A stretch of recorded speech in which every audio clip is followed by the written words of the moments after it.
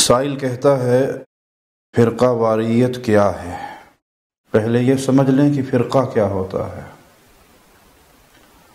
جو اپنی اصل سے ہٹ جائے وہ فرقہ ہے، جو اپنی اصل کے ساتھ باقی رہے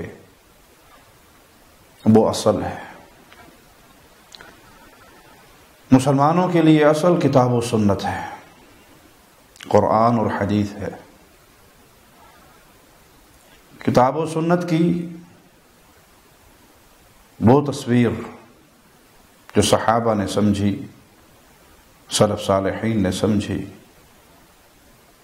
یعنی اگر کوئی شخص کتاب و سنت پہ عمل کرتا ہے صحابہ کے فہم کی روشنی میں تو یہ اپنے اصل کے ساتھ جڑا ہوا ہے۔ اور جس نے اپنے لیے کچھ اور راہیں تلاش کر لی،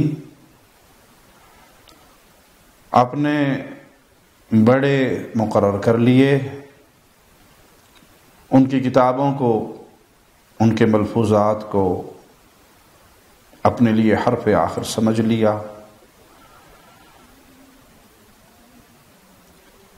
ان کی ہر بات کو اپنے لیے حجت مان لیا، بھلے وہ کتاب و سنت کے خلاف ہی کیوں نہ ہو، یہ فرقہ پرست ہے۔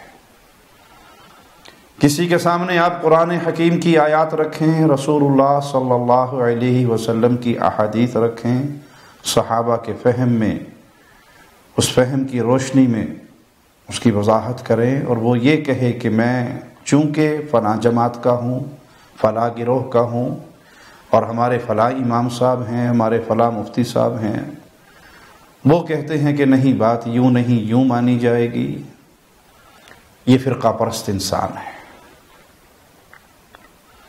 حق والے کون ہیں؟ جو اپنے عقائد تراش کر، اپنے عقائد گھڑ کر پھر دلائل ڈھونڈنے کے لیے نہیں نکلتے، بلکہ وہ دلائل سن کر اپنے عقائد بناتے ہیں، قرآن اور حدیث کی روشنی میں اپنے عقائد اور اپنے اعمال کو ترتیب دیتے ہیں، یہ حق والے ہیں، بھلے یہ اکیلا شخص ہی کیوں نہ ہو۔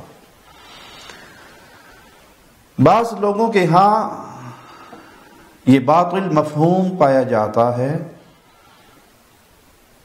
کہ جو کسی غلط بات کا رد کرتا ہے وہ فرقہ پرست ہے۔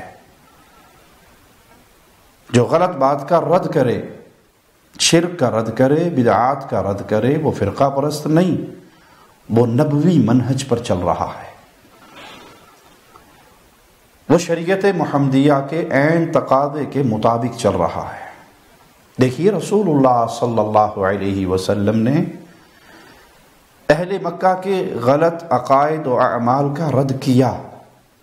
قولوا لا الہ الا اللہ، یہ تمام کفار مکہ کا رد تھا، کیونکہ انہوں نے اپنے مختلف الہ بنائے ہوئے تھے، اسی لیے انہوں نے جواب میں کہا تھا اجعل آلہۃ الہا واحدا، سب الہوں کو چھوڑ کر ایک الہ کی عبادت کریں، یہ تو بڑی عجیب بات ہے۔